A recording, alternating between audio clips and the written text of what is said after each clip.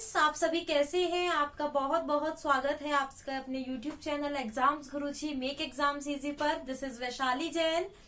आपका बहुत बहुत धन्यवाद। Previous year hello students, this is Vaishali Jain और आप सभी का स्वागत है आपके अपने यूट्यूब चैनल एग्जाम्स गुरुजी मेक एग्जाम्स इजी पर। दिस इज वैशाली जैन और आप सभी का बहुत बहुत धन्यवाद प्रीवियस वीडियो पे इतना सारा प्यार देने के लिए। तो मुझे पूरी उम्मीद है आगे आने वाली वीडियोस पर भी आपका प्यार ऐसा ही बना रहेगा।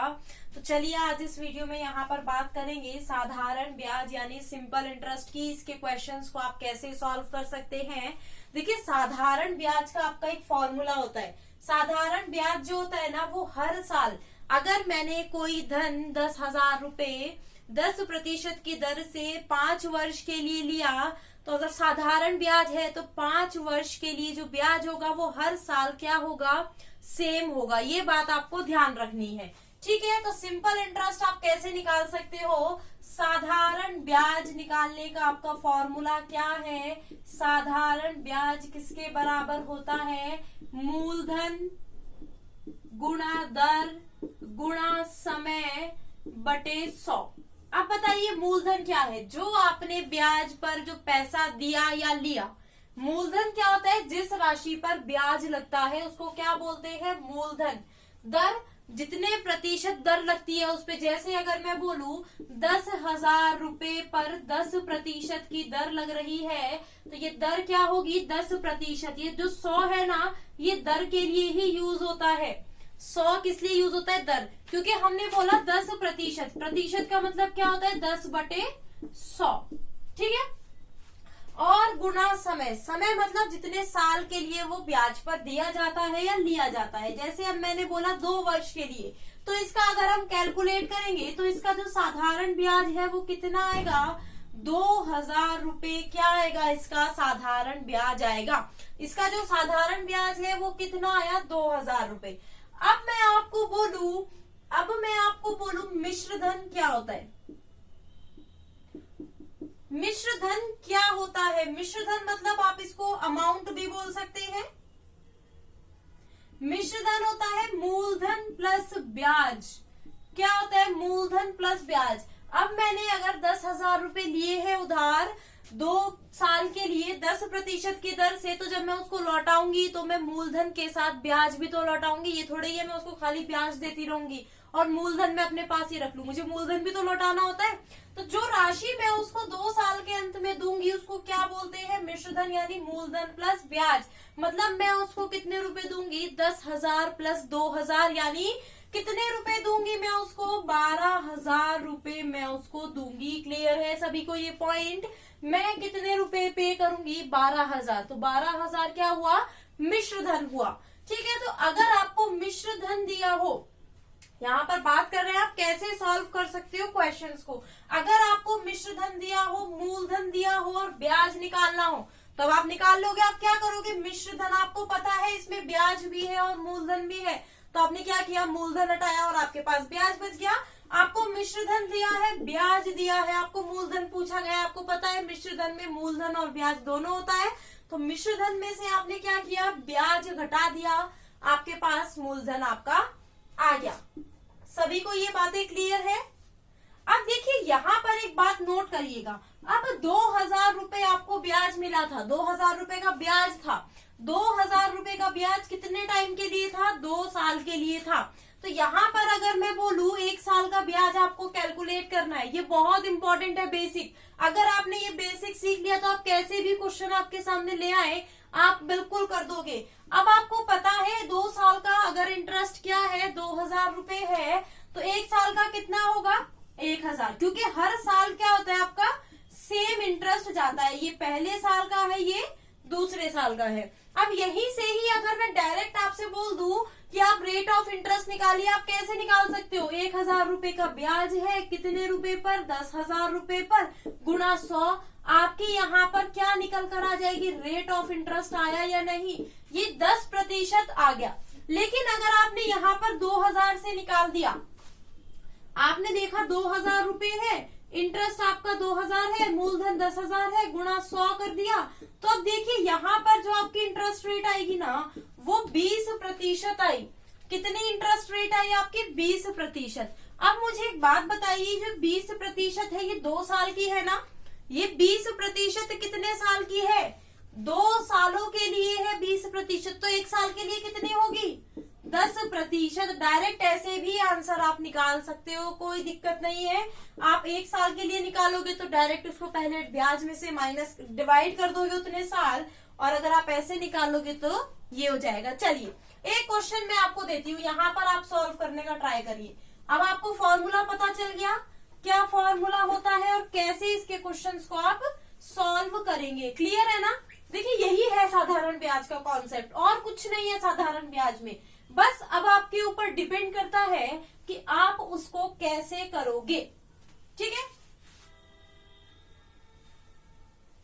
चलिए अब मुझे एक बात बताइए, क्वेश्चन आपका दिया गया है कोई धन ब्याज पर दिया, मूलधन आपका है 12,000 रुपए और दर है आपकी 8% और समय है आपका 3 वर्ष। आपको क्या निकालना है? साधारण ब्याज और मिश्र धन आपको निकालना है। क्या निकालना है? साधारण ब्याज और मिश्र धन यहाँ पर आपको निकालना है। चलिए बताइए कैसे निकालोगे। अब आपको पता है साधारण ब्याज का फॉर्मूला ये गुणा ये बटे 100, यानी 12,000 गुणा 8% गुणा 3 बटे 100। ठीक है, क्या आ गया अब यहाँ पर? अब ये 8% तो हमारा हो गया, 8 या 24, ये हो गया आपका 2880 रुपए। कितना ब्याज आ गया आपका? 2880 रुपए का आपका ब्याज यहाँ पर आ गया। अगर मैं मिश्र धन की बात करूं, ये तो आपका 2880। मिश्र धन में क्या जोड़ोगे आप? मिश्र धन के लिए ब्याज में मूलधन जोड़ दोगे तो कितना आ जाएगा? 14,880 रुपए आपका मिश्र धन आएगा या नहीं आएगा? बताइए जरा, आएगा या नहीं आएगा? तो यहाँ आंसर क्या होगा आपका? 14,880 रुपए आपका आंसर होगा। मिश्र धन यानी साधारण ब्याज है, हर साल के लिए क्या होता है आपका? सेम होता है। अब यहाँ पर एक बात और समझ लीजिएगा, हमने यहाँ पर साल दिए थे, तो यहाँ पर हमने क्या माना? जैसे 3 साल है तो ये साल के लिए होता है। अगर आपको महीना बोल दे कि 4 महीने के लिए, ठीक है। अब मुझे एक बात बताइए, अगर आपको बोल दे 4 महीने के लिए ब्याज बताइए, अब आप कैसे कैलकुलेट करेंगे ब्याज? देखिए कैसे कैलकुलेट करोगे, आपका 1 साल में कितने महीने होते हैं? मतलब 12 महीने में कितने साल होते हैं? 1 साल होता है ना 12 महीने में। अगर मैं बोलूं 4 महीने में कितना साल होगा? 1/12 गुणा 4 यानी 1/3 साल होगा ना। 1 साल का तीसरा हिस्सा, 1 साल का तीसरा हिस्सा होगा या नहीं?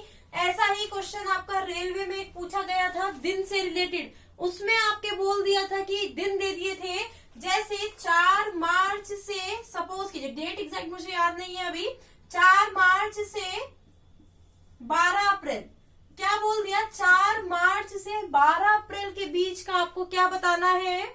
यहाँ पर ब्याज बताना था। अब ये जो 10% आपका लग रहा है ना, यहाँ पर 8%, ये तो 1 साल का लग रहा है। ध्यान से समझ लेना ये कॉन्सेप्ट। अगर ये चीज आपने समझ ली ना तो सिंपल इंटरेस्ट कभी गलत नहीं हो सकता आपका। अब बताइए, दिन का आ जाए, महीनों का आ जाए, साल का आ जाए, कैसा भी आ जाए, साधारण ब्याज बहुत इजी है। दोबारा बोल रही हूँ, तो जैसे आपने डेट दे दी, अब मुझे बताइए 365 दिन होते हैं तो कितना साल बनता है? 1 साल आपका बनता है। अगर आपके 30 दिन होंगे तो कितना साल बनेगा? 1/365 गुणा 30, ये क्या बन जाएगा? साल बनेगा या नहीं बनेगा? बताइए, साल बनेगा या नहीं बनेगा? बिल्कुल बन जाएगा। जैसे 4 मार्च से 12 अप्रैल तक के दिन आपको काउंट करने होंगे। मार्च में कितने दिन होते हैं? 31। 4 दिन आपके जा चुके हैं, कितने दिन बचे आपके? देखिए 3 जा चुके हैं ना, तो कितने बचे? 4 मार्च से 12 अप्रैल, तो 28 + 12 कितने हो जाएंगे आपके? देखिए 40 दिन यहाँ पर आपके बैठते हैं। तो यहाँ पर 365 है ना, तो यहाँ पर 40/365 आपका हो जाएगा। तो जो हमने यहाँ पर ये 3 लिया था ना, इसकी जगह हम क्या लेंगे? 4/365 हम यहाँ पर लेंगे और आपका आंसर यहाँ पर आ जाएगा। सभी को क्लियर है ये बात? और मुझे पूरी उम्मीद है ये बात सभी को क्लियर हो गई होगी कि कैसे आपके क्वेश्चंस एग्जाम में पूछे जाते हैं। देखिए प्रैक्टिस आपको करनी पड़ेगी, मैं तरीका बता सकती हूँ कि कैसे आप इसके क्वेश्चंस को सॉल्व कर सकते हो। अब देखिए एक और क्वेश्चन आपका पूछा जाता है, जैसे अभी मैं यहाँ पर बता रही थी, तो यहाँ पर मैंने सिंपल आपको बता दिया। अब आपसे पूछा जाता है कोई धन 12 साल में दुगना होता है। 12 साल में क्या होता है? 2 गुना होता है। साधारण ब्याज, जब तक आपको चक्रवृद्धि ब्याज ना कहा जाए, आपका साधारण ब्याज ही चलता है। कोई धन 12 साल में 2 गुना हो जाता है, कितने साल में? वो कितने साल में 7 गुना होगा? क्या होगा? 7 गुना होगा। अब मुझे एक बात बताइए, अगर कोई धन 2 गुना हो रहा है, अब मुझे एक बात बताइए, अगर कोई धन 2 गुना हो रहा है, 2 गुना हो रहा है मतलब क्या हो रहा है? वो अपने से डबल हो जाता है। जब कोई धन, अब मैं बोलूं आपको मैंने 100 रुपए दिए और वो 2 साल में 200 रुपए हो गए, तो उसमें ब्याज भी तो इंक्लूड है ना। ध्यान से समझना ये बात। अगर कोई धन 2 साल में 2 गुना हो रहा है, मैंने आपको 100 रुपए दिए और वो 2 साल में 2 गुना हो गए यानी 200 रुपए हो गए, तो जो आपके पास जो 200 रुपए हुए हैं उसमें ब्याज और मूलधन दोनों इंक्लूड है, मतलब वो मिश्र धन है। क्लियर है ये बात? तो अगर कोई मान लीजिए, माना कोई धन क्या है, माना धन हमने x है, ठीक है, x क्या है? धन है, वो 2 गुना हो जाता है, तो ये क्या हो गया? 2 गुना। आप खुद देखिए ना, ये 2 गुना जो हुआ है ये मिश्र धन हुआ है, तो आपका जो ब्याज है वो कितना है? ब्याज आपका x रुपए होगा या नहीं होगा? बताइए सभी, ब्याज कितना होगा? x रुपए होगा ना।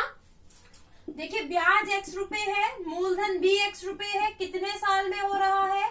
12 साल में हो रहा है, और दर हमें यहाँ पर नहीं पता है, बटे 100, x से x कट गया और रेट ऑफ इंटरेस्ट आपका कितना आ गया? 100/12%। ये क्या आ गया? रेट ऑफ इंटरेस्ट आ गया। क्लियर है? अब देखिए यहाँ पर इतना करने की आपको जरूरत नहीं है इसको सॉल्व करने की, जब आपको पता है आपका ये आ गया, ठीक है। चलिए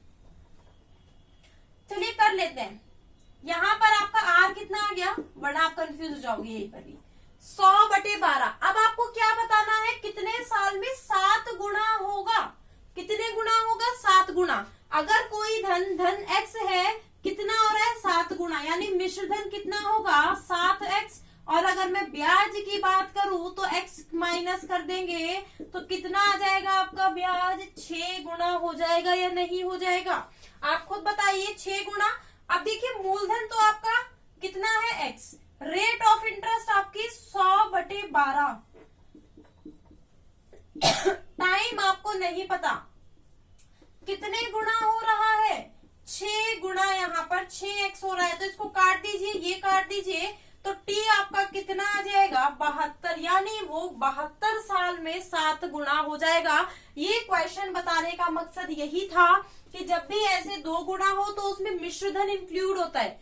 मिश्र धन आपका क्या होता है? देखिए ऐसे क्वेश्चंस में ना मिश्र धन आपका क्या होता है? इंक्लूड होता है, ठीक है। तो आपको यहाँ पर मिश्र धन इंक्लूड करा हुआ आपको मिला है। एक और क्वेश्चन आपका पूछा जाता है, एक और क्वेश्चन आपका देखिए क्या पूछा जाता है।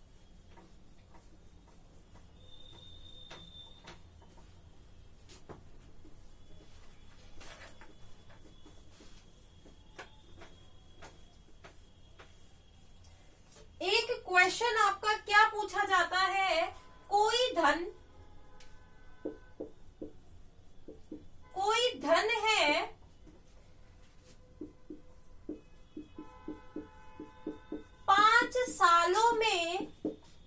5 सालों में वो हो जाता है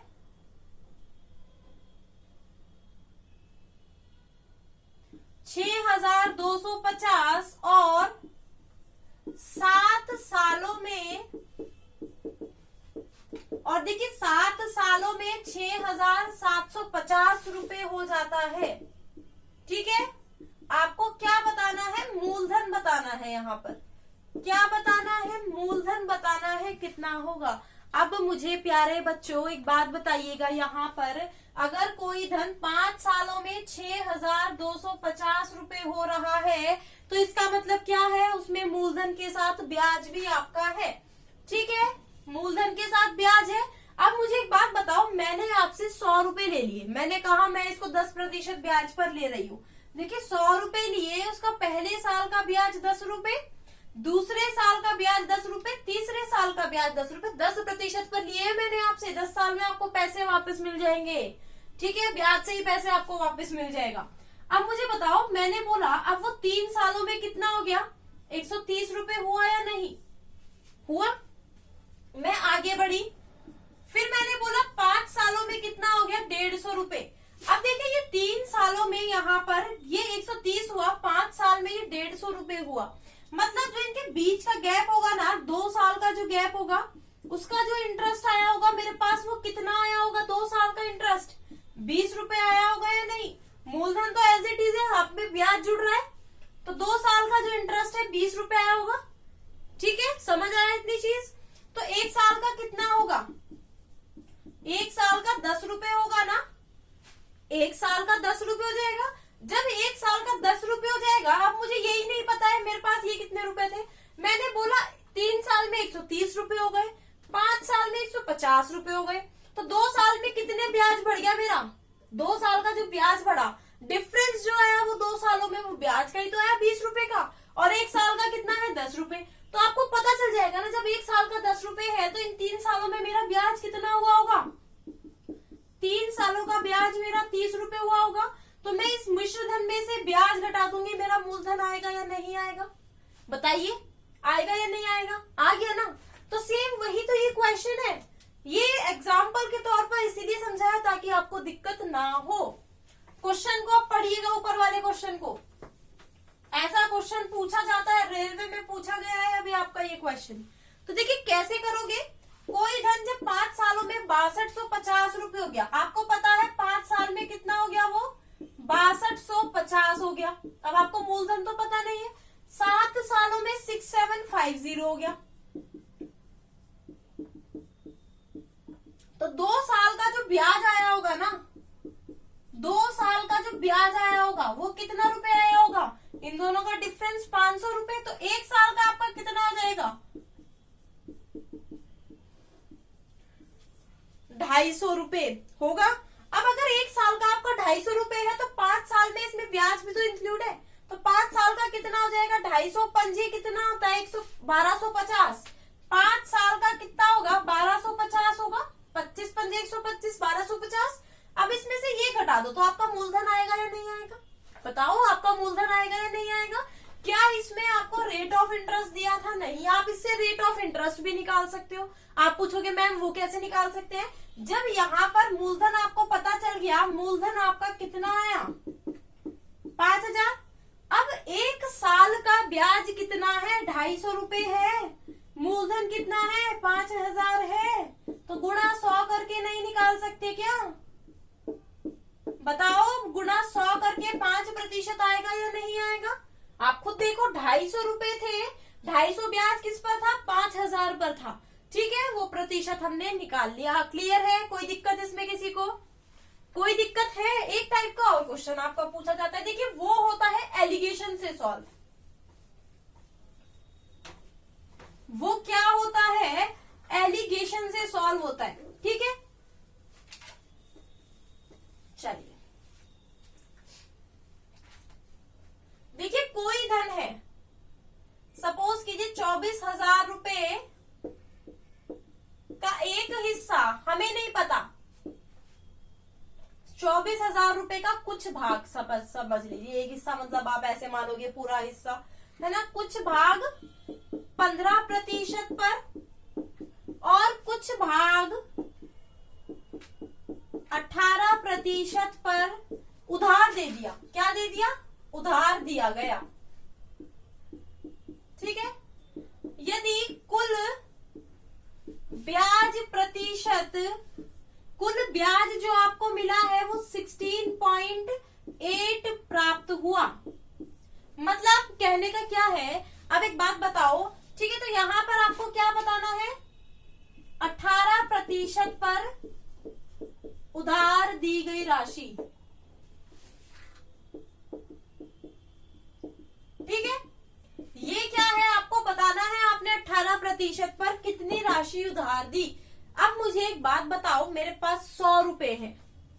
अब 100 रुपए है, मैंने क्या किया, 40 रुपए तो दे दिए 5% की दर से, और 60 रुपए मैंने दे दिए 8% की दर से। क्लियर? कोई दिक्कत इस क्वेश्चन में अभी तक किसी को नहीं। अब जब मेरे पास 1 साल बाद जो ब्याज आया होगा ना, वो कितना आया होगा आप खुद बताइए। इसका 20 रुपए आया होगा इसका तो, और इसका कितना आया होगा, इसका तो 2 रुपए आया होगा, सॉरी इसका तो 2 रुपए आया, और इसका कितना आ गया 4.8 रुपए। बताइए कोई दिक्कत इसमें? इतना मुझे ब्याज मिला होगा, 40 रुपए से तो मेरा 2 रुपए आया होगा, और 60 रुपए से मेरा 4.8 रुपए आया होगा। अगर मैं टोटल ब्याज की बात करूं 6.8, और टोटल ब्याज का अगर मैं इंटरेस्ट निकालूं तो ये कितना होगा, 100% है ना, होगा या नहीं? तो टोटल इंटरेस्ट की जो रेट मुझे मिली है वो कितना, मुझे ओवरऑल यानी एवरेज आप इसको मान सकते हैं, एवरेज नहीं बोलेंगे हम। ठीक है, तो उसको कितना मिला टोटल ब्याज, 6.8% मिला ना। तो अब कैसे करेंगे एलिगेशन का, जिसको तरीका पता है वो इजीली इसको क्वेश्चन को, बच्चे एलिगेशन से ही सॉल्व करते हैं इस टाइप के क्वेश्चन को एग्जाम में। ठीक है, अब देखिए आपको इतना पता चल गया 6.8 कहां से आया, तो ये 16.8% वही है। ठीक है, कुछ ब्याज दिया गया, सॉरी कुल ब्याज प्रतिशत, अगर कुल ब्याज प्रतिशत की जो दर है, कुल ब्याज की दर क्या है 16.18 मिला, 18 मिली है आपको, तो आपको 18% पर उधार दी गई राशि बतानी है। शॉर्टकट में लिखा है, आप समझ गए होंगे मेरी भावनाओं को, मुझे उम्मीद है। अब देखिए 24,000 रुपए है। ठीक है, अब कुछ तो आपने क्या दिया, कुछ आपने किस पर दिया, 18% पर दिया, और कुछ आपने 15% पर दिया। अभी तक कोई दिक्कत किसी को नहीं पता ना? अब देखिए यहाँ पर आपको पता ही नहीं है कौन सी राशि कितने पे दी, कोई बात नहीं। अब ओवरऑल आपको कितना मिला है, जो यहाँ बीच में राशि रखेंगे ना, इन दोनों के बीच की होनी चाहिए, कितनी है 16.8। देखिए दोनों के बीच की राशि है, दोनों के बीच की राशि है ये। अब क्या करना है, क्या करना है, देखिए इस टाइप के क्वेश्चंस में आपको यहाँ पर डिफरेंस निकालना है। मतलब ये ऐसे लाइन खींची गई है ना, तो इन दोनों के बीच का डिफरेंस और इन दोनों के बीच का डिफरेंस। देखिए ये जो 15 और 18 है ना, इसके बीच में 16.18 आएगा, ये बात का ध्यान रखना, तभी ये एलिगेशन आपका लगेगा। ठीक है, तो आप इसका डिफरेंस करोगे, ये बड़ा है, ये जो 16.88 है ना, ये एक से बड़ा होगा और एक से छोटा। जैसे 16.8 इससे क्या है, बड़ा है, कितना बड़ा है 1.8, 16.8 इससे छोटा है, कितना छोटा है 1.2, और ये क्या निकल कर आ जाएगा, रेशो आ जाएगा कि हमने 24,000 रुपए को किस किस रेशो में इसमें बांटा है। तो 1.8 रेशो 1.2 कितना होता है, देखिए 3:2 ये रेशो होता है, 3:2 रेशो होता है। तो 24,000 को इस अनुपात में बांटा गया है। तो देखिए 18% पर जो ब्याज, जो अमाउंट दी गई है वो पूछा है, तो 24,000 का 3/5 करेंगे, क्योंकि ये 3 पार्ट है और ये 2 सेकंड पार्ट है उसका, मतलब ठीक है। टोटल का क्या है ये क्या हो जाएगा, 3/5 18 पे दिया गया है, और 2/5 किस पे दिया गया है, 15% पर आपका दिया गया है। 18% पर ये दिया गया है, तो जब आप इसको सॉल्व करोगे तो देखिए क्या होगा, और इसकी गुणा जब आप करोगे तो यहाँ पर 14,400 रुपए आएगा। वो किस पर दिया है, 18% पर उधार दिया है। तो ऐसे क्वेश्चंस आपके एग्जाम में पूछे जाते हैं, और अब मुझे पूरी उम्मीद है आपको समझ आ गया होगा कैसे क्वेश्चंस आते हैं, कैसे उनसे डील करना है एग्जाम में। और अब आपका कोई भी क्वेश्चन गलत नहीं होगा, चाहे कोई भी सिंपल इंटरेस्ट का क्वेश्चन आ जाए। और अगर अभी भी आपको कोई दिक्कत है, किसी भी क्वेश्चन में आप फंस रहे हैं, या तो आप मुझे टेलीग्राम पर आप क्या कर दीजिएगा, ग्रुप में मैसेज कर दीजिएगा, या आप मुझे इंस्टाग्राम पर डायरेक्ट मैसेज कर सकते हैं, वैशाली जैन ऑफिशियल, वैशाली जैन ऑफिशियल, ये मेरा यूजर नेम है किसका, इंस्टाग्राम का। आप इस पर डायरेक्ट मुझे क्वेश्चन सेंड कर सकते हैं, जो भी आपको प्रॉब्लम हो ये क्वेश्चन मुझे आप सेंड कर सकते हैं, वहां पर मुझे फॉलो भी कर लीजिएगा। तो आज के लिए वीडियो में इतना ही। अगर आपको ये वीडियो पसंद आई है तो लाइक शेयर और जरूर चैनल लाइक शेयर कर दीजिए, चैनल को सब्सक्राइब करके बेल आइकन पर प्रेस जरूर कर दीजिए, ताकि ऐसी ही शानदार वीडियोस आपको मिलती रहे। आगे आने वाले टाइम में और भी वीडियोस हम यहाँ पर डालने वाले हैं, तो बिल्कुल चैनल को सब्सक्राइब करके बेल आइकन पर प्रेस कर लीजिएगा। आज के लिए इतना ही। Bye bye, take care, have a nice day.